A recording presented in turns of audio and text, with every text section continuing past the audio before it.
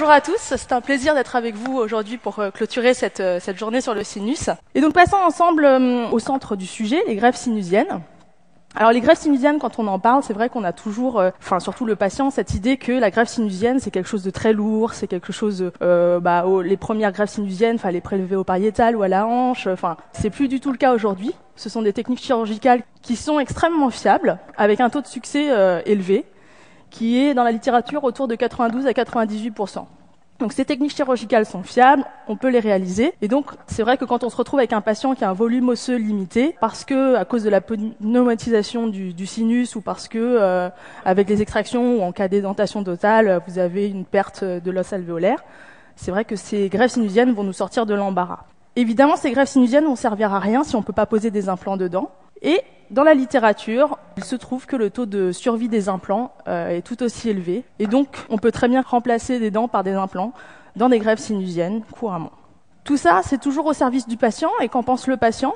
Alors, il faut savoir qu'il y a eu cette étude en 2017 qui a mesuré la qualité de vie après une greffe sinusienne, que ce soit par voie crestale ou par voie latérale. Et ils ont envoyé des questionnaires, ils ont proposé à 300 patients de répondre à des questionnaires avant la chirurgie, juste après la chirurgie, et puis tout au long du suivi, le suivi se fait sur presque 10 ans. Et en fait, on se rend compte qu'après la chirurgie, évidemment, tous les patients vont se plaindre, ou en tout cas vont mentionner la majorité de douleurs, vont se plaindre de douleurs, ou encore de gonflements. Tout ça, ça nous paraît normal. Mais on se rend compte également qu'au cours du temps, vous allez avoir une mesure de la qualité de vie qui est vraiment supérieure, statistiquement supérieure, à la mesure de qualité de vie qui a été réalisée avant la greffe sinusienne. Après, ça me paraît logique puisqu'ils ont maintenant des dents et que forcément c'est plus confortable pour eux. Mais c'est également le cas pour les critères de plainte après la procédure chirurgicale. Alors pour moi, quand on parle de greffe sinusienne, il y a 4 points très importants qui me semblent fondamentaux. Le premier point, ça va être l'anatomie du sinus. On en a parlé en long, en large ce matin. Mais moi, je vais plutôt le développer en se concentrant sur les éléments remarquables lorsqu'on fait des greffes sinusiennes. Après, quel est l'arsenal thérapeutique qu'on a à notre disposition ? Quels sont les choix thérapeutiques ? En fonction de quoi on va les choisir ? Quel type de greffe ? Est-ce qu'on greffe ou pas d'ailleurs ? Et quand on envisage de faire une greffe sinusienne, quels sont les facteurs de succès ?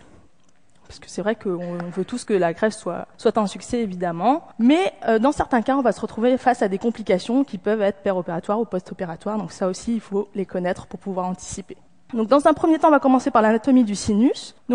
Donc le sinus, ça a été expliqué ce matin, vous le connaissez, c'est cette cavité pyramidale qui est entourée de 4 parois et qui est vascularisée par l'artère maxillaire. Donc je ne vais pas vous le détailler, tout a été expliqué ce matin. Et concentrons-nous donc dans les petits points qui sont importants lorsqu'on réalise une greffe sinusienne. L'épaisseur de la membrane, ça c'est vrai que c'est un élément qui est important, puisque un des risques majeurs de la greffe sinusienne, notamment le sinus lift par voie latérale, c'est la perforation de la membrane. La membrane, elle est souvent très fine, en moyenne inférieure à 1 mm, mais généralement, il est considéré dans la littérature que si vous avez une membrane qui est entre 1,5 à 2 mm, vous avez un risque de perforation qui est plutôt amoindri.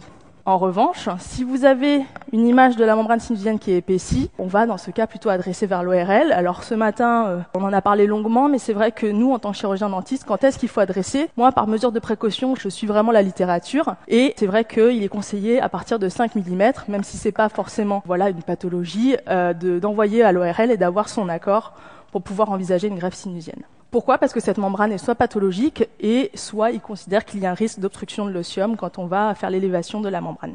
Ensuite, l'artère alvéolo-antrale, on en a parlé également ce matin. Donc c'est cette anastomose qu'il y a entre l'artère infraorbitaire que vous voyez ici et l'artère supéro-postérieure.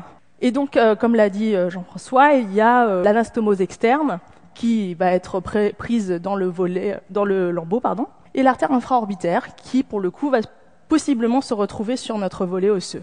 Dans les dissections, quand on dissèque, on va se retrouver face à forcément une artère alvéolo-antrale. Elle est forcément présente. Mais par contre, quand vous regardez le scanner, il n'y a qu'une fois sur 2 que vous allez le voir.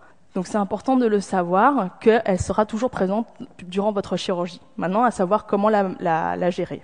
La distance moyenne qu'il y a entre la crête osseuse et cette fameuse artère, elle est environ de 12 à 18 mm en moyenne, mais elle sera plus basse si jamais vous avez un secteur édenté. Et dans 20% des cas, cette distance va être inférieure à 15 mm, et ce qui veut dire qu'elle va se retrouver vraiment sur notre volet osseux lorsqu'on va réaliser un sinus lift par abord latéral.